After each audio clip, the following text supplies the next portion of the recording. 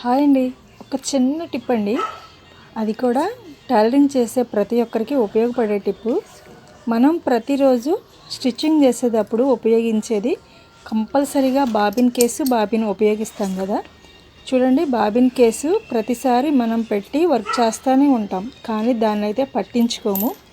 చూడండి, మీకు ఇప్పుడు చూపిస్తున్నాను. ఈ బాబిన్ కేసులో మనకి కనిపించకుండా అంటే చిన్న చిన్నగా దారాలు, అవి పీసులు, దారాలు కూడా కాదు, మనం స్టిచ్చింగ్ చేస్తే ప్రతిసారి కూడా డస్ట్ అంతా వెళ్ళిపోయి చూడండి ఈ విధంగా దానికి అంటుకుపోయి అయితే ఉంటుంది.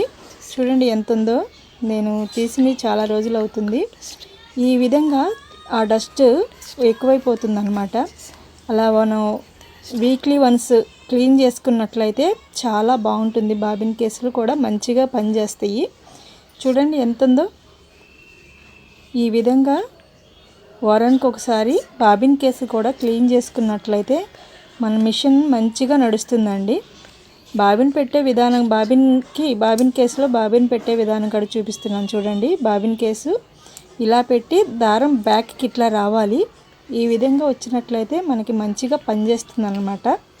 చూడండి, ఇట్లా రావాలి, చాలా ఫ్రీగా వచ్చేస్తుంది ఈ విధంగా అయితే. ఈ వీడియో నచ్చితే లైక్ చేయండి. Thank you so much.